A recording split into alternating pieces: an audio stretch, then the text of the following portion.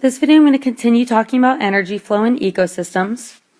Before we were talking about food chains and trophic levels in the form of a pyramid. In most ecosystems, energy does not flow through just a simple sort of straight path as depicted in a food chain. Individual animals can often feed at multiple different trophic levels.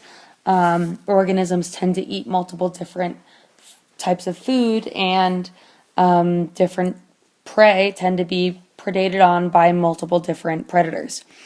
So a food web is going to be a complicated but interconnected grouping of multiple food chains, and this more accurately describes how energy flows through an ecosystem. So for example, this is a food web, and within it you can find a sort of specific food chain that maybe you might see in a particular example, but that does not entirely describe what's going on in an ecosystem. For all energy transfers, like when an organism eats another organism, some amount of energy is lost. Energy is sometimes lost as heat, and of course the original organism used energy to do work and things, the reason it ate the food. So energy transferred from one trophic level to the next is only about 10%. This limits the amount of trophic levels an ecosystem can have, which is why we tend to not have more than 4 trophic levels.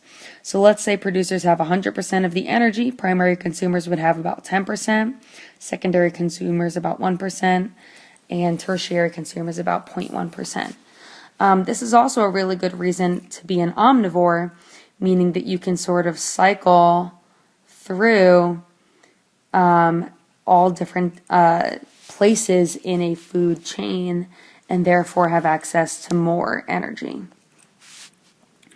We can illustrate the flow of energy in an ecosystem using an energy pyramid. An energy pyramid is going to be a diagram in which each trophic level is represented by a block, and the lowest trophic level is obviously on the bottom. However, unlike in the pyramids that we had seen before, the energy pyramid is where the width of the block actually represents the amount of energy stored in organisms at that trophic level. So here, producers, really, really wide block, then primary consumers is smaller, secondary consumers even smaller, tertiary consumers smaller than that.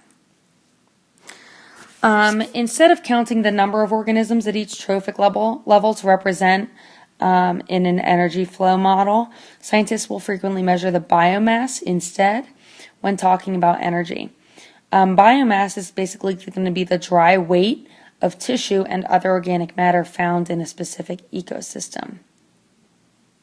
So here we can talk about a pyramid of numbers, how many organisms we have, a pyramid of biomass, so how much mass everything has, and also a pyramid of energy, how much energy everything has. Not all pyramids look alike. Below are pyramids of numbers. There are a lot less trees in the forest than there are herbivores. So the biomass pyramids of both of these organisms would look alike, since it takes into account the general size and overall energy of organisms. So